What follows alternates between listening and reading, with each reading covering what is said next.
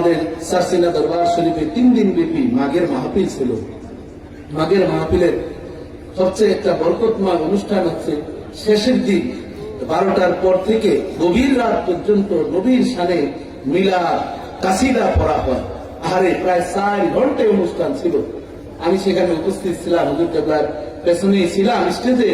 আমার মনে হলো যে নবীর প্রেম, নবীর আশে কি জিনিস সেখানে মানুষগুলো এমনভাবে কাঁপতেছে, মনে হয় যেন নবীর জিয়ারত ওই অবস্থায় বহু আশিক রাসূলের নসিব হয়ে গিয়েছে।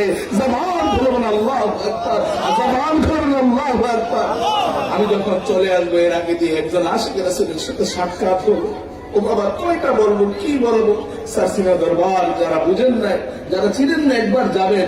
উনি বলতেছে আমি রাত 2টা থেকে 2:30 থেকে বসে থাকলাম এই শাহ মোহাম্মদ মহিবুল্লাহ রহমতুল্লাহ পায়ের কাছাকাছি, আবু জাফর সালেহ রহমতুল্লাহ পায়ের বরাবর। এটি যদি বলি, যাদের যে যদি এলমে তাসাউফের জ্ঞান না থাকে, এলমে মারিফাতের জ্ঞান না থাকে, তারা বলবেন এটা হাসাহাসি আর তামসা ছাড়া আর কিছু নয়। বসে থাকলেন হঠাৎ তিনি ধ্যানে আসেন।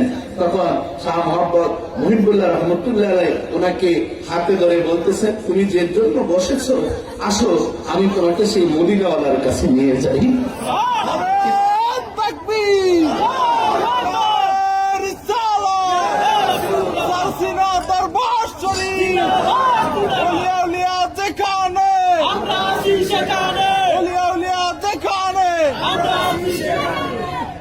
উনি একটা কামেল মাদ্রাসার প্রিন্সিপাল, একসাথেই ঢাকা আবার আসলাম। উনি বলতেছেন, বিশ্বাস করেন সালিম সাহেব, আমার হাত ধরে ধরে আমাকে নিয়ে বলতেছে, চিনতে পারছো, তোমার তো যে আশা ছিল সেটা কি পূরণ হয়েছে?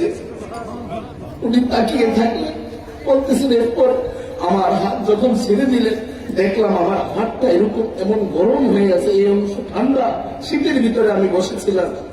আর এই জায়গাটা এখনো মনে হয় যেন হুজুরের হাতটা লেগে আছে।